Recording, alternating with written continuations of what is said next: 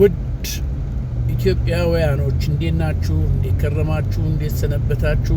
እንግዲህ ተመልከቱ። የአሜሪካ፣ የካናዳ፣ የአውሮፓ ኑሮ ይሄን ይመስላል። ዛሬ ያውም እንደዚህ ሰንበት ስለሆነ ብዙ ሰው ውርውር አይልም። ምክንያቱም ኦቨርታይም የሚሰራ ሰው ነው አሁን በዚህ አካባቢ የምታዩት። እንደዚህ ውርውር የምንል ኦቨርታይም እዚህ ሀገር ካልተሰራ የቤት ሞርጌጅ አለ፣ የመኪና ሞርጌጅ አለ፣ የመኪና ኢንሹራንስ አለ፣ የቤት ኢንሹራንስ አለ፣ ስልክ አለ፣ ውሃ አለ፣ መብራት አለ። ተመልከቱ። ይሄ ሁሉ 8 ሰዓት ሰርታችሁ ይሄን ሁሉ አታሟሉ። 8 ሰዓት ተሰርቶ ይሄን ሁሉ ማሟላት አትችሉም። ስለዚህ የግዴታ ኦቨርታይም መስራት አለባችሁ። ቢያንስ 16 ሰዓት አንድ ሰው መስራት አለበት። 16 ሰዓት። ይሄ 16 ሰዓት ደግሞ የሚሰራው እንዴት? በእንደዚህ አይነት ወይዘር ታያያችሁ ታል በረዶ ንፋሱ በጋ ጊዜ ደግሞ ፀሐዩ ያን ሁሉ ተቋቁማችሁ ነው ቁርሳችሁን መኪና ውስጥ እየበላችሁ፣ መኪና ውስጥ ናፕ እየወሰዳችሁ፣ አውቶቡስ ውስጥ ናፕ እየወሰዳችሁ ነው ባክናችሁ ደም ሰጥታችሁ ነው የምትኖሩ። ደም ተፍታችሁ ነው የምትኖሩ። አሜሪካ ውስጥ የሚኖረው ኑሮ ይሄ ነው። እና አንዳንዶቻችሁ እዛ አሜሪካ ተቀምጦ ደግሞ ይሄን ለሱ 100 ብር ምናናት 10 ብር 20 ብር ምንድነው ለሱ አንድ ሄዶ ሻይ ምናምን የሚጠጣበት ነው እኮ ምንድነው ምናምን ትላላችሁ። በእውነት ልትሉ ትችላላችሁ። እናንተ የስራን ባህል አታውቁም። በተለይ ኢትዮጵያ ውስጥ አሁን የስራን ባህል እኮ የሚያውቅ የለም። የመንግስት ሰራተኛ በሉት አልምጦ ነው ግፋቢል ከ8 ሰዓት ውስጥ እንደው ተሰራ ቢባል 4 ሰዓት ቢሰራ እኮ ነው የመንግስት ሰራተኛ። 4 ሰዓት ቢሰራ ነው። የስራ ባህል አታውቁ። ስራ ምን ያህል ክቡር እንደሆነ የኢትዮጵያ ሕዝብ በፍጹም ያውቅ። የኢትዮጵያ ሕዝብ የስራን ባህል ቢያውቅ ኖሮ ለስደት ሁሉ አንበቃም ነበር። ለመሬት እያለን ውሃ የውሃ ሀገር የሆነች ለመሬት እያለን የውሃ ማማ የተባለች ወይዘሮ 13 ወር ሙሉ ለሁሉም የሚስማማ 13 ወር ሁሉ የተለያየ ልብስ የማትለብሱ አንድ አይነት ልብስ መልበስ የምትችሉበትን አገር ይዘን ስደተኛው ምክንያቱም የስራን ባህል የሚያውቅ የለም። እዚህ እኮ የበጋ የክረምት እንደገና ደግሞ የፉና የሚባል ልብስ እየቀያየራችሁ ነው። በክረምት ያው በእንደዚህ አይነት ተደቡላችሁ አይናችሁ ብቻ እየታየች ነው የምትሄዱ። አሁን ያው መኪና ውስጥ ስለሆንኩ አሁን እኔን ባሳያችሁ መኪና ውስጥም ሆኜ የመኪና ሙቀት አለው። በእርግጥ ግን ስወጣ ደግሞ እና ያ ቁም ሳጥን ሆኜ ነው የሚሄደው። ሁሉም ሰው ቁም ሳጥን ሆኖ ነው የሚሄደው።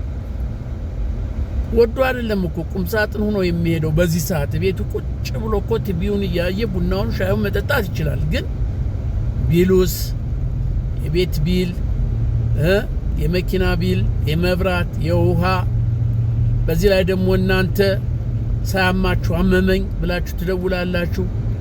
ችግር ሳይደርስባችሁ እንደዚህ ተቸገርን ትላላችሁ። እና እንደው በጣም በእውነት ማዘን ሲገባችሁ ደግሞ የኛ ሰው እኮ የዋህ ነው እኮ። እንደዚህም ደም ተፍቶ ለቤተሰቡ አመት በዓል ምንም ሲሆን ይልካል እኮ። ምንም እንትን አይልም፣ ዝም አይልም። ግን አንዳንዴ ታበዙታላችሁ። በእውነት በጣም ነው የምታበዙት። በጣም በጣም በጣም በጣም ታበዙታላችሁና እንደው እስቲ ባካችሁ እንደው ቀነስ አድርጉና ራሱ ቤተሰብ ልጅ ያላችሁ ልጆቻችሁ ለእናቴ ለአባቴ ለእህቴ ለወንድሜ ለአመት በዓል ሙያ ለምን እያለኩ ይልካሉ አይደል እንዴ? ስለዚህ ያን እያያችሁ እባካችሁን አታስቸግሩ። ሳያማችሁ አመመን፣ ሳይርባችሁ ራበን አትበሉ። ሟርት መጥፎ ነው። ያ መጥፎ ስለሆነ እባካችሁን ከዚህ ነገር እንድትቆጠቡ አደራ እላለሁ። አሁን ይሄው እኔ አሁን ስራ አምሽቼ እየገባው ነው። ተመልከቱ። እኔ በዚህ ሰዓት ቤቴ ቁጭ ማለት ይችል ነበር። አሁን ወደ ሰፈር እየደረሱ ስለሆነ ነው መኪና ማታው ጭር እያለ ስለሆነ እና እንደዚህ አይነት ሁኔታ ነው እየሰራን ደም እየተፋን ብሩን የምናገኘው። በዚህ በእንደዚህ አይነት ነው። ዛሬ በረዶ ነው፣ ዛሬ ፀሐይ ነው፣ ዛሬ ንፋስ አለ ምናምን እያለ ደግሞ ቤታችን ቁጭ ካል በቃ ሆምለስ ነው የምንኖረው። ምክንያቱም ብዙ ነገር አለ የሚከፈል፣ ብዙ ነገር ይጠብቀናል። እና እባካችሁን ያን እያያችሁ እንደው እንትን በሉ ማለቴ እዘኑልን ማለቴ ነው። እና ወደን አይደለም፣ እሺ ወደን ስላልሆነ በዚህ ሰዓት ስራ የምንሄደው የምንወጣው ወደን አይደለም። ያው ያለው ሁኔታ የብሉ ሁኔታ ይዞን እንጂ። እና ተመልከቱ ያለውን የበረዶ አይነት ተመልከቱ። እዚህ ውስጥ በዚህ አሁን እኔ ወደ ሰፈር እየገባው ነው። እንግዲህ ተመልከቱ፣ ሰፈር ጭልምልም ያለ ነው። በቃ አሁን ይሄ በረዶ እየጣለ ነው። ይሄን ለማስተላለፍ ነውና ባካችሁ ተረዱን። ዋናው ይሄን ያመጣውበት ምንድነው? ተረዱን። ውጭ ሀገር ያለን ተረዱን።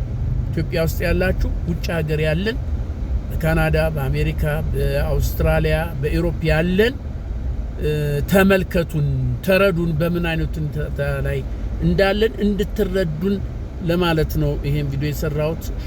ሰብስክራይብ፣ ሼር፣ ላይክ አድርጉ። ሊባኖስ ገዳሙ ነኝ ባይ